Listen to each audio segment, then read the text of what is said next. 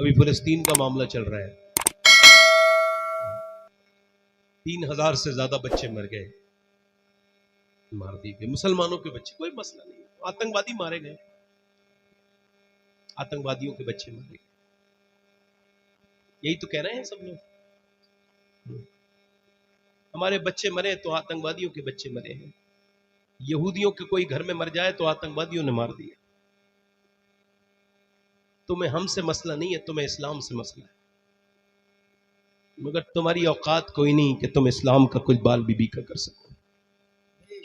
मगर ये 57 मुल्क जो ये तमाशा देख रहे हैं, इसे भी तारीख याद रखेगी। और ये जो आप स्टेटस लगा रहे हो ना, फिलिस्तीन फिलिस्तीन, मैं फिलिस्तीन के साथ खड़ा हूं, इससे क्या हो रहा है? हालांकि मैं आपकी मोहब्बत का मजाक नहीं उड़ा रहा, इससे क्या फायदा? फेसबुक पर मैं फिलिस्तीन के साथ, फिलिस्तीन के साथ। फिलिस्तीन किसी कमजोर मुल्क का नाम है क्या? तुम इतने रहम कर रहे हो उसके ऊपर, फिलिस्तीन के साथ तुम खड़े हो। तुम्हारे खड़े होने से क्या हो रहा है? तुम अपने साथ तो खड़े हो जाओ, अपनी मस्जिदों में तो खड़े हो जाओ, फिलिस्तीन के साथ बाद में खड़े होना। उन्होंने मस्जिद अक्सा नहीं छोड़ी। फिलिस्तीन कुछ बुज़दिलों का नाम नहीं है जो उन पर रहम कर रही है दुनिया। उन्होंने अभी बयान दे के दुनिया को यह बताया है कि हम नबी के मानने वाले हैं, हम पे कोई रहम करने की बात ना करे। हम वो हैं जो माँ के पेट से शहादत की नियत लेके दुनिया में आते। जिंदाबाद जिंदाबाद जिंदाबाद जिंदाबाद, नारे तकबीर। फिलिस्तीन बुज़दिलों का नाम नहीं है, फिलिस्तीन बुज़दिलों का नाम नहीं है। फिलिस्तीन तो उस कौम का नाम है जिसके बारे में मेरे नबी ने फरमाया, मेरी उम्मत का एक गिरोह कयामत तक लड़ता रहेगा। वही है माशाअल्लाह। एक आदमी कह रहा है मेरा बर्फ खरीद लो वरना मेरी जमा भी हाथ नहीं आएगी, मेरा बर्फ पिघल रहा है। अल्लाह अकबर। ऐसे ही इंसान, तेरी जिंदगी भी सांसों के साथ पिघल रही है। अगर उसको दाम न मिला तो बर्फ वाला नुकसान में है, और अगर तूने हर सांस पर अल्लाह का नाम न लिया, उसकी इताअत न की, तो तू बड़े गफलत में पहुंच जाएगा। मेरे दोस्त, ये रात का दिन में, दिन का रात में होना, यानी सुबह शाम का होना, ये हमारे लिए अक्लमंदों के लिए निशानी है, इसमें औरतों के लिए निशानी है, इनमें मर्दों के लिए भी निशानी है। यानी कितनी सुबह और कितनी शाम हुई, बादशाह कहाँ चले गए? और ढूंढो तो उन हिंदुस्तान के बादशाहों को जिनके नाम की तूती बजती थी। कहां गए वो बड़े बड़े बादशाह? कहां गए वो बड़े बड़े शहंशाह? कहां गए वो बड़े बड़े मालदार? कहां गया वो बड़ा बड़ा, कहां चला गया वो सिकंदर? कहां गया वो बाबर? कहां गया वो अकबर जो दुनिया को बड़ी बड़ी बातें करके दिखाता था? कहां गए वो बड़े बड़े मालदार? वो नहीं बचे तो आप और मैं भी नहीं बचेंगे। ये रात मुझे मौत के करीब करती चली जा रही है, ये दिन मुझे मौत के करीब करता चला जा रहा है। ए दोस्त, मौत के करीब करीब होता चला जा रहा है। मैं आपसे यही एक बात अर्ज करूंगा, अपनी जिंदगी में तब्दीली लेकर के आओ, अपने रब के सामने रोना सीखो। ए दोस्तों, ये जिंदगी मजाक नहीं है, ये जिंदगी हंसी नहीं है, ये जिंदगी ठिट्टा नहीं है। हजरत इमाम हसन बसरी रदी अल्लाह ताला अन्हु फरमाते हैं कि मेरे जमाने में एक मेरा हाफिज कुरान मुरीद था, सबसे बेहतरीन हाफिज, टनाटन हाफिज, पक्का हाफिज। कहते हैं मेरे पास आया, आके बोला हुजूर मुझे कुरान याद नहीं रहा, सारा कुरान भूल गया। मैंने पूछा क्या हुआ? कह लगे कि लड़की से मोहब्बत करता था, उसके पीछे जाने लगा, उसने मुझे पलट के देखा और कहा तुझको शर्म नहीं आती? तू मुसलमान हो के, हाफिज कुरान हो के मेरा पीछा करता है, हालांकि तुझको पता है कि तू मुसलमान है। अल्लाह ने तुझे इस वजह से जवानी दी है तू मुसलमान लड़कियों को जीना मुश्किल करे। अरे मुसलमान की शान तो यह है, एक गैर औरत आ गई हुजूर की बारगाह में बगैर दुपट्टे के, हुजूर ने फरमाया सलमान फारसी मेरी चादर इसके सर पे रख दो। उन्होंने कहा हुजूर ये मुसलमान की बेटी नहीं, ये काफिर की बेटी है। फरमाया काफिर की सही है तो किसी की बेटी, तू इसका सर ढक दे सलमान, अल्लाह तेरे गुनाहों को ढक देगा। अल्लाह तेरे कल दूसरों की लड़कियों के सर ढकते थे मुसलमान, आज अपनी बहन बेटियों के सर नहीं ढके जा रहे हैं। खैर मेरी बात पर जरा ध्यान दीजिए, मेरी बात पर जरा तवज्जो कीजिए। हजरत इमाम हसन बसरी कहते हैं जब वो रोया, रो के बोला हुजूर उस लड़की के अल्फाज नश्तर की तरह मेरे सीने में चुभ गए, मुझे पसीने आए और फिर मेरे सीने से पूरा कुरान निकल गया। हुजूर अभी कुरान निकला है, कहीं ऐसा ना हो मेरा ईमान निकल जाए, मेरा अल्लाह मुझसे नाराज हो जाए। मेरे लिए दुआ कर दे मेरे हुजूर, मेरे लिए दुआ कर दे। इतना रोया इमाम हसन बसरी ने, उसके लिए दुआ की, कुरान वापस आ गया। मगर मैं पूछता हूं ऐ मेरे दोस्त, ये रातों को गंदी फिल्म देख के सो जाने वाले मेरे भाई, ये बता जिस हाल में बंदा मरता है उसी हाल में उठता है। बता अगर तू फिल्में देखते देखते मरा हो, बता लास्ट सीन क्या था तेरा?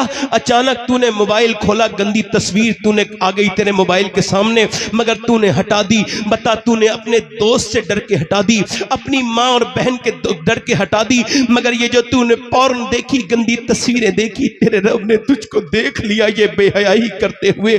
ऐ मेरे दोस्त, तुझको शर्म नहीं आई? तू क्या समझता है तेरा रब तुझसे गाफिल है?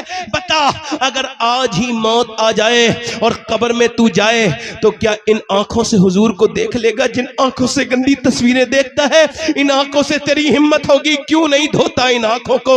आ रो ले अल्लाह की बारगाह में, उसके सामने रो ले मेरे दोस्त। जिंदगी तेरे मौत के करीब तुझको करती चली जा रही है। अपने रब के सामने तौबा कर ले, चूंकि ना इंस्टाग्राम के लिए जिंदगी दी गई है, ना यूट्यूब के लिए जिंदगी दी गई है, ना किसी वाहियात काम के लिए जिंदगी दी गई है, ना किसी फेसबुक की स्टोरी देखने के लिए दी गई है जिंदगी, बल्कि बरेली से ताज शरिया की आवाज आ रही है। जिंदगी ये नहीं है सभी के लिए, जिंदगी है नबी की, नबी के लिए। और मेरा इमाम कहता है बरेली से, मेरा इमाम कहता है जमीनो जमा तुम्हारे लिए, मकीनो मकान तुम्हारे लिए, चुनीनो चुना तुम्हारे लिए, बने दो जहां तुम्हारे लिए, दहन में ज़बान तुम्हारे लिए, बतन में है जान तुम्हारे लिए, हम आए यहाँ तुम्हारे लिए, उठे भी वहां तुम्हारे। नारे तकबीर, नारे रिसाला। मगर मेरे दोस्त, सुन्ना, इसका इको और कम कर दो भाई थोड़ा सा, आप जरा जोर से बोलो। मगर मेरे भाई, मगर मेरे दोस्त, तूने अपनी बहन बेटी के सर पे दुपट्टा नहीं रखा, फलां की लड़की भाग गई। ऐसे नहीं भागती लड़की, पहले माहौल तैयार होता है। एक फलसफा है इंग्लिश में, उसको कहते हैं कंपाउंडिंग इफेक्ट। यानी एकदम कुछ नहीं होता, यानी एक दो सिगरेट पीने से कैंसर नहीं होता, एक दो गुटखा खाने से नहीं होता। कौन खाएगा? वरना 15-20 साल मेहनत करनी पड़ती है, फिर मुंह में कीड़े पड़ते हैं। डॉक्टर कहता है कि तुम्हें कैंसर हो गया, वो कहता है मैं गुटखा छोड़ दूंगा। अब तो दुनिया छोड़ने का वक्त है, अब क्या तू गुटखा छोड़ेगा? ये बात करता है। एकदम लड़की नहीं भागती। आज से 10 साल पहले मैंने एक लड़की को जीन्स की पैंट पहने देखा शादी में, 10 साल की थी वो। तो मैंने उसके भाई से कहा तुम्हारी लड़की, तुम्हारी बहन जीन्स की पैंट पहन रही, उसको समझाओ। हुजूर की लानत है। अम्मी आयशा फरमाती हैं एक औरत ने मर्द के जूते पहन लिए, हुजूर ने उस पर लानत भेजी। छोटी छोटी बच्चियों को जीन्स पैंट पहना के क्या समझती हो? तुम्हारी बच्चियों पे लानत, तुम पे भी लानत। है। मैंने जब उससे कहा तुम्हारी बहन तो ये पैंट पहन रही है, बोला ऐसा है। मुझसे उसने झगड़ा कर लिया, तुम मेरी बहन के बारे में कैसे बोल सकते हो? आपसे मेरा दूर का ताल्लुक है, मगर आप मेरी बहन के बारे में कैसे बोल सकते हो? छोटी है अभी, उसकी उम्र ही कितनी है, पहन लिया तो पहन ले दो। और आज की तारीख में वो लड़की गैर मुस्लिम के घर में है।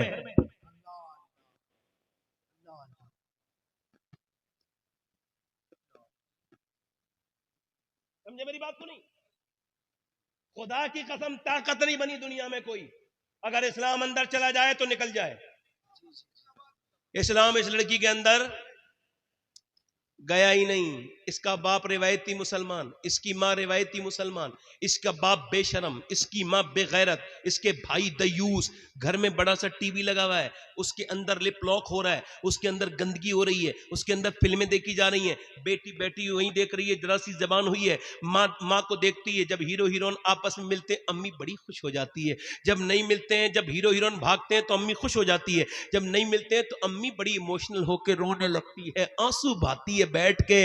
ये वाहियात किस्म की बेवकूफ ये औरत। अच्छा वो बात आंसू बाती है, लड़की यही देखती रही 10-15 साल 20 साल की हो गई।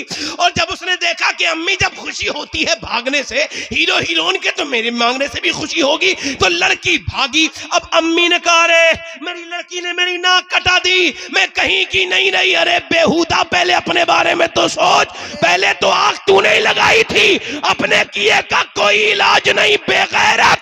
अगर तू टीवी के सामने रोने के बजाय अगर बेटी को साथ में खड़े होके मुसल्ले पे रोई होती तो तेरी बेटी तेरी नाक न कटाती, पूरी कौम का सर फख्र से बुलंद कर। जिंदाबाद जिंदाबाद जिंदाबाद जिंदाबाद। क्या सबक बोलो गलत कह रहा हूं या सही कह रहा हूं, जल्दी बोलो।